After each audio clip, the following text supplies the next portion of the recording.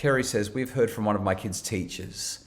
How do you address not doing work without calling them lazy? I'm really struggling with this one.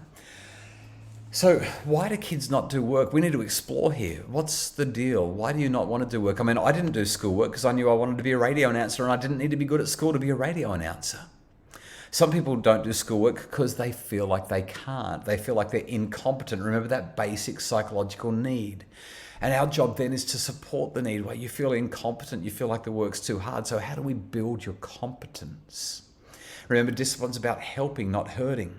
And so we can have this conversation without saying you're lazy, because they're not lazy.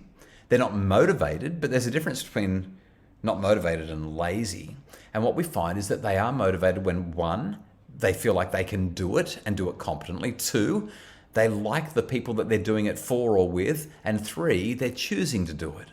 Those are the big three. Those are the needs that we're trying to support, which is why we're calling it need-supportive parenting.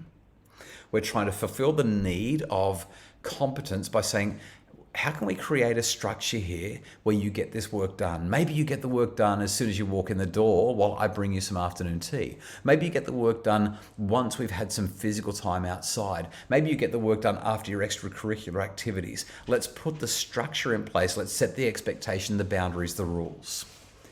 But let's also make sure that you've got the capacity to do it. If you don't have the competence to do the work, you're not doing the work because you're not avoiding the work because you're lazy. You're avoiding the work because you feel like you're going to look dumb if you have to do it. So do I need to sit with you? Do you have a big sister or a big brother who can sit with you and guide you through it and show you step by step and get you to practice it? Do we need to bring a tutor or a coach? I know that means money, but what we're trying to do is support that competence need.